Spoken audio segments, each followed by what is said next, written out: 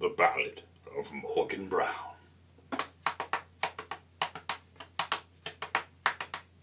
'Twas a big, big day when big, big men walked through a big, big land. Big, big land. When one man shaped a nation with the strength of big, big hands. Giant hands. His brain like fire, his groin like steel, his legs like thick tree trunks. Thick tree trunks. Hair as red as an Irishman, and he'd get twice as lucky. He wrestled his first grizzly when he was only 10. He pinned the beast right to the ground, then made it his best friend. And he named it Zog, the Destroyer.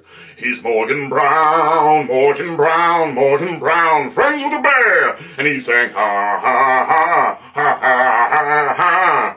And the cold wind blew. Yes, sir, Morgan Brown was a mighty man indeed. He traveled the breadth and width of our great nation in its youth, ravaging its helpless virgin forests and slaughtering flora and fauna alike. He wiped out the last of the mammoths and drove most of the remaining Sasquatch into Canada. Didn't get them all, of course. You know what they say, for every Sasquatch you see, there are 2 more in the trees watching. Well, anyhow, Morgan Brown was a man of legendary appetites. He'd often dress and eat his kill right there on the spot. It's said he once ate an entire moose in one sitting. And then a whale, and then a mountain of shrimp. I mean, it was a lot of shrimp.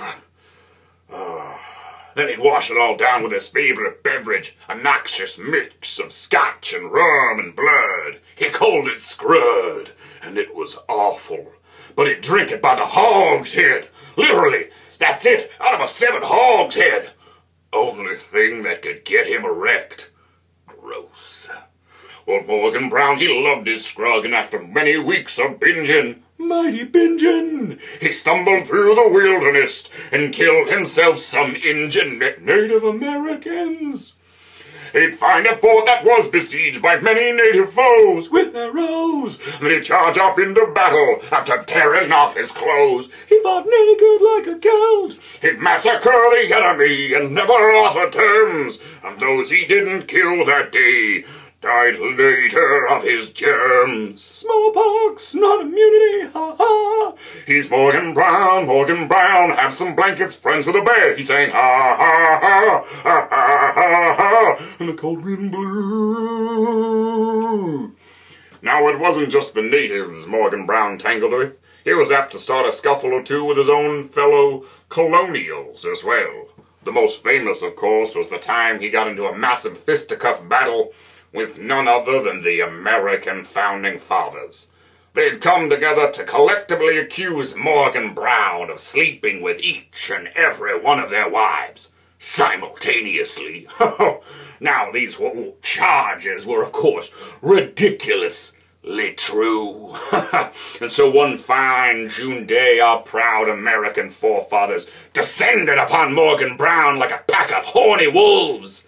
Ironically, in the streets of Philadelphia. Of course, their combined intellect was no match for Morgan Brown. Morgan Brown's sheer physical prowess, they were soundly defeated. Fun fact, historians believe this is the first recorded use of the term nerd, uttered by Morgan Brown as he crushed the Nancy Benjamin Franklin's precious bifocals beneath his steely foot. But soon enough, they would have to put aside their differences, for the yoke of British tyranny weighed heavily upon the shoulders of American freedom, and the time had come to cast it off, and our American forefathers knew that in Morgan Brown they didn't just have a man, they had an army of a man. Well, Morgan Brown, he loved to fight, he loved to kill and maim, like Tamburlaine. Fought every single battle. So he was first to join the fray when revolution came, like John Tremaine. Fought every single battle, he killed without a care, not one life was spared, until the day he heard the news. They'd killed his friend the bear, not mighty Zog. The British they had captured Zog, the loyal beast was slain, cruelly hanged. The minute Morgan heard the news, he went violently insane. He charged the British infantry, only seeing red. The air flew thick with musket rounds, till Morgan Brown lay dead. But they killed him not with guns, nor blades, nor deadly poison dart. No, Morgan Brown, he died that day, for they broke his mighty heart. He's Morgan Brown, a broken heart, loved that bear. And he sang, ha, ha, ha, ha, ha, ha, ha. And the cold wind stopped. Yes, sir, Morgan Brown died that day. His heart exploded in his chest, shattering his body and showering his enemies with deadly spray of bone and gristle and man meat.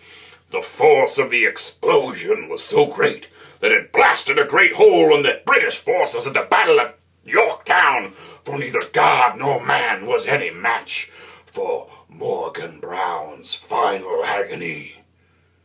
And thus the United Kingdom, most foul enemy of the world we have ever seen, was defeated, and America had won her freedom forever.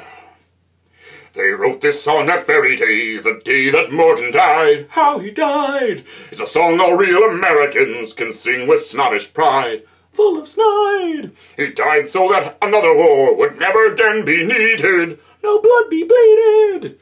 And with a few exceptions, like the Battle of 1812, the Barbary Piracy, the Mexican-American War, the American Civil War, the Spanish-American War, the War in the Philippines, World War I and II, the Korean War, Vietnam, the Cold War, the War on Drugs, the Dirty Wars of South America, the First Gulf War, the War on Terror, Afghanistan, Iraq. Where the hell are we right now? Are we in Iran? Have we taken over Iran yet? Okay, except for those, he totally succeeded. Oh, yes, he did.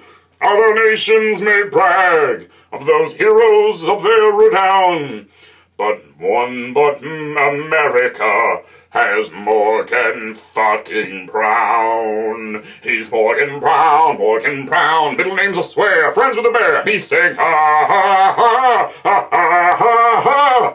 He's Morgan Brown, Morgan Brown. And he's buying a stairway to heaven. Yeah, he wrote that song too. Morgan Brown.